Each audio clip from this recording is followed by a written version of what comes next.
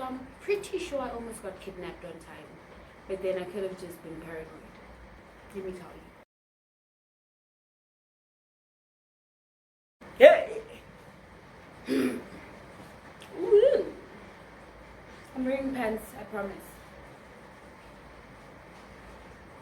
I know it may look like I'm not wearing any.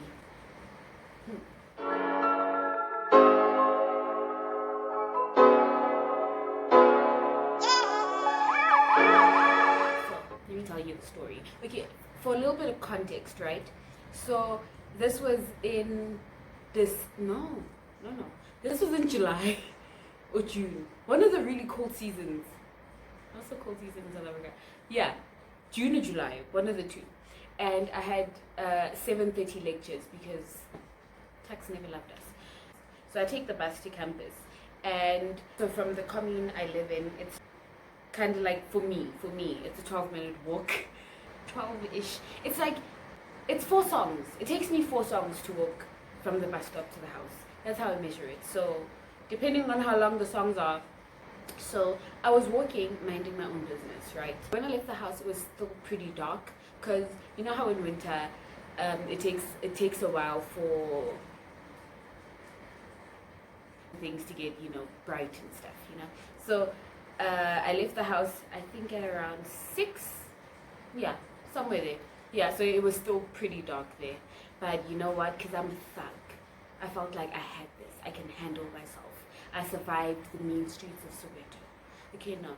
Actually, Soweto, the streets aren't all that mean. People just mind it. Okay, sometimes they mind their business. But yeah, they mind their business for the most part. Okay, we're not talking about Soweto right now. Anyway, I thought I was a little toughy, So I was like, I'll walk by myself. I could have asked one of my housemates to walk me to the bus stop or like drop me off there or something. But like I said,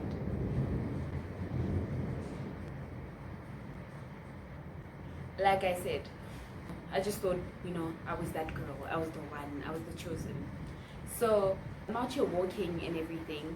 Like for some reason on that day, like usually when I walk, I tend to have both my earphones on so I can just block out the world and just enjoy my walk and just listen to my tunes and do the things. But for some reason this time around, maybe it was probably low key because it was so dark. I only had one earphone in because it's dark. You gotta have your guards up. And for some reason, that day as I was walking, this was actually the first time I'd had to walk when it was so dark alone to the bus stop. So I think that was also one of the reasons I was like, Okay, so when I'm walking, I tend to, just like scan the area, which is kind of a necessity if you live in South Africa and you're a woman, it's always best to be safe. So I always scan my surroundings and all of those things. So I had this kind of, like that kind of like sinking feeling where you just feel anxious but you don't know why. Like there's literally nothing causing you any anxiety, but the feeling is just there. You know that feeling where your heart just kind of drops to your toe? That one. So I got that feeling, but at the same time I wasn't sure if that was just me being me or if there was a reason to feel that way. But I was like, nah, it's fine. So I'm walking, and then I turn around. Okay, let me explain where I'm walking. It's a road. This part here in the middle is the road. And then over here is like the little pavement thing. And then over here are people's houses. And then on this side, it's like barren wasteland. I don't know, man. We live in the Brundus. Yeah, so it's that. So I'm walking. First I'm walking on this side. I'm right here. So I'm walking right here. And then I turn around just to, because you always gotta check your surroundings, guys. Please be safe. Always gotta check your surroundings. I look behind me just to see what's going on and everything. And then there's a dude in blue overalls walking behind me. But then in my head I'm just like, well, it's probably some dude on his way to work, there to go do his 9 to 5, I thought something of it, but I also didn't. I think it was like 85% thinking nothing of it, and only 15%, like let's just be safe. Like let's always just like make sure. Anyway, so there's a dude walking behind me. I'm still walking on this side of the street. So I'm walking, and then I'm like, you know what? Just to be sure, I just do.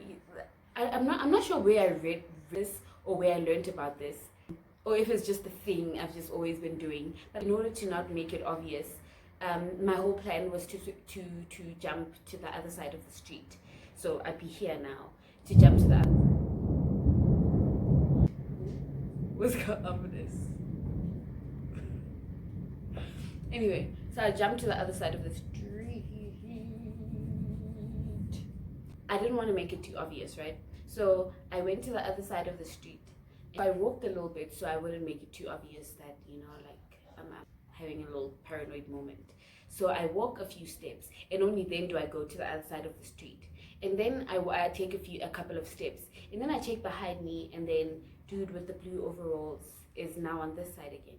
I'm like, okay, it might be a coincidence. But the thing is, there wasn't exactly anything blocking his path, so there wouldn't be a reason for him to go that way unless he was actually going to cross the street and go in the other direction. So I'm like, Gloria, you're probably reaching. So I just keep walking and everything, and then I'm like, okay, let's test that one more time. I go back to the other side, to this side of the street, yes. So I go back to the right side of the street, and then I walk a little, and then I like, you know, try to do my little discreet turning and checking behind me to see, you know, what the dude is doing. And what do you know? Dude is right behind me. Oh, Lord. Again. Again. Nothing new, nothing changed, same old shit. Okay, not right behind me, but like he's on the same side as me again. And now I'm starting to freaking panic. Like, I was like, shit, what is going on? Like, this cannot be right. I did the whole, you know, switching from one side of the street to the other. I know I probably look crazy to somebody just watching me. So I did that, I think around 3 times or something. And each time the dude still ended up behind me. Oh, now we gotta go? Like, oh my god, am I gonna die? What is going on? It's so dark, there's literally nobody around. What am I gonna do? So I just start speed walking, and like my heart is just pounding, and I just like, oh my god, like I can remember the feeling as if it happened yesterday. This was last year. So my heart was just pounding, and I was just so freaking scared.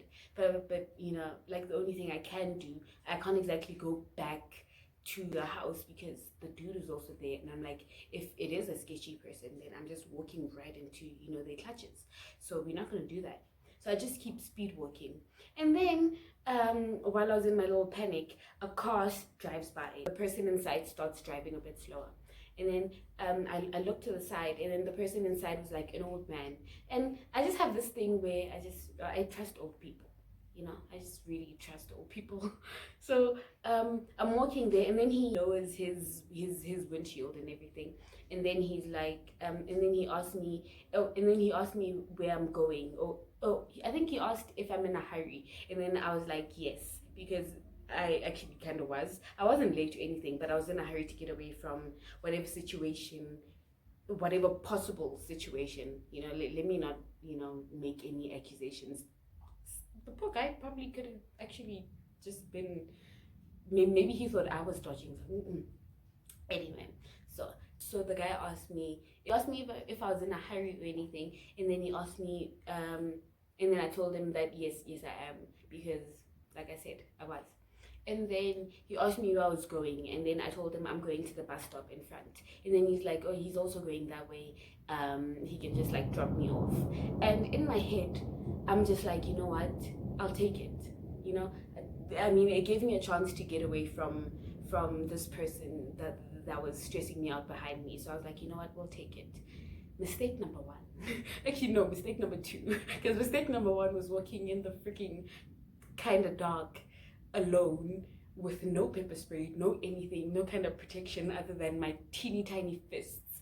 And then he's like, he'll give me a lift. And then in my head, all I could think was like, relief, thank goodness I get away from you know, the guy who's stressing me out behind me.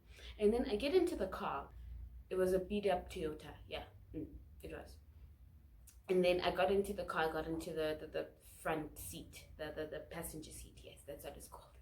And then I closed the door. The door was kind of hard to close. Like, you could tell the car was really old. So I closed the door. And then before actually starting the car and taking off, the old man, like, let me not say old, but he was old. He seemed like maybe, I'd say late 60s, going on 70. yeah, going on 70 or maybe 70, I don't know, I really don't know, or maybe even younger. But yeah, so I got into his car and then I closed the door, and then before he took off he asked me in Xhosa, does the door open? And then I checked the door didn't want to open, and then I tell him this, I'm like, no, it's not opening, and then he's like, oh, okay, good.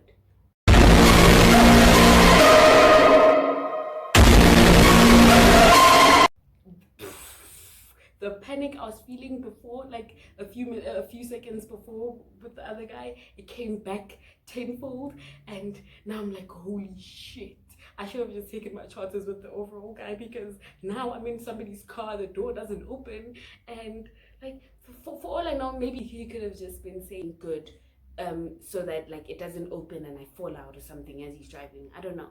But you know, paranoia and just being a woman, you know, paranoia just got me at that point. I was so scared. The first thing that popped into my head was just to go to the back seat. So I asked the dude, I don't know why I asked his permission, but I was like, I need to tie my shoelaces, can I please go to the back seat?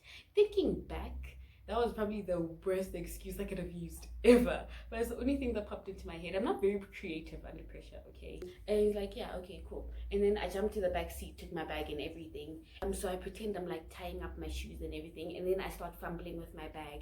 Now, like I'm starting to get a bit more creative, and then I'm like, I think I might have left my student card at home. And then without even waiting for him to say anything, I opened the car door. And then obviously now, because the car door is open, he stops the car now. He asks like, what's wrong? Because I'm guessing the guy was kind of shook, like there's this random little girl in my, okay, I'm not little, I'm little physically, but like I'm 22 years old, okay, I'm grown, sort of. Yeah, he stops the car and everything, and I'm like, yeah, I left my student card, I need to go back and get it. But at that time, I was ready to step out. Even if he hadn't stopped the car, I was ready to just like roll out and take my chances with the other guy, you know, because I'm not about to be in a car with a person that I don't know, and I'm just like feeling unsafe, and yeah, all of these things. Oh, and then he asked me, where do I live?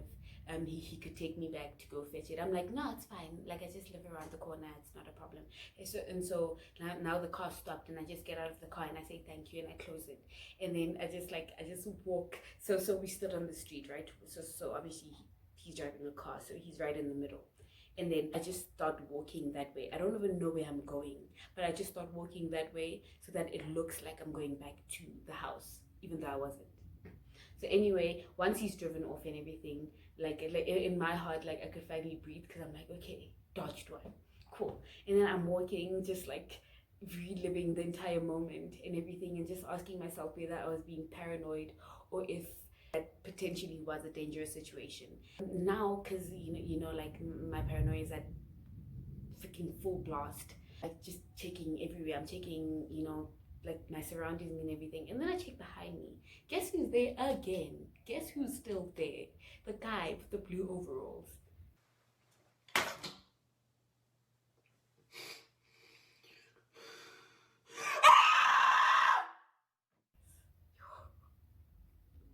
If fear was a person, it would have been me that day. Yo. By then, now I'm just like I literally look like I'm doing a mini jog, but then my backpack is also heavy. It's probably what I look like back in primary school or high school when the transport didn't leave us and we had to run back after it. But yeah, it's probably what I look like. So now I'm doing this mini jog thing, and this guy is still behind me, and I'm like, oh my gosh. I was in a situation that made me feel scared, and then I kind of got out of it. But then the situation that allowed me to get out of it was one that also made me feel scared and unsafe, and I got out of that, and now I'm back in the same one I was in before. I was like, good Lord, are you testing me? What did I do? What is this? And then, at that point, I'm just like, you know what, fuck it. I'm just like doing a mini jog right now, because your girl is unfit. I can't just break out into a sprint and everything. And if the dude behind me actually isn't a creepy person, like a threatening person, all of that, then somebody's just gonna think I look stupid. But yeah, so I just start like speed walking / mini jogging until I get to the bus stop. There was a lady there, like a lady I always see when I go to the bus. So like after that I could actually breathe. But it was just such a scary situation. It was such a scary situation, because the thing is, to this day I'm still not sure whether I to this day, I'm still not sure if I overreacted. And like I probably just made some people just like really like, what's wrong with this girl? Or if like my instincts were actually right and something just wasn't right with both those situations. But I'm just really glad I got out of it safely, and I was also on time to my class. So, moral of the story: don't get into strangers' cars. And number two, don't walk in the dark alone without any form of protection, or like just like if you have like an early class and you have to leave and it's still dark, just ask somebody to walk you. You're honestly not going to lose anything. Because the thing about me is I hate sounding like I'm a bother and all of these things. So I kind of tend not to ask for help. But you know what? You potentially being a bother is better than you potentially risking your life like that. So yeah, it could have gone either way. Please stay safe, guys. It's rough out here.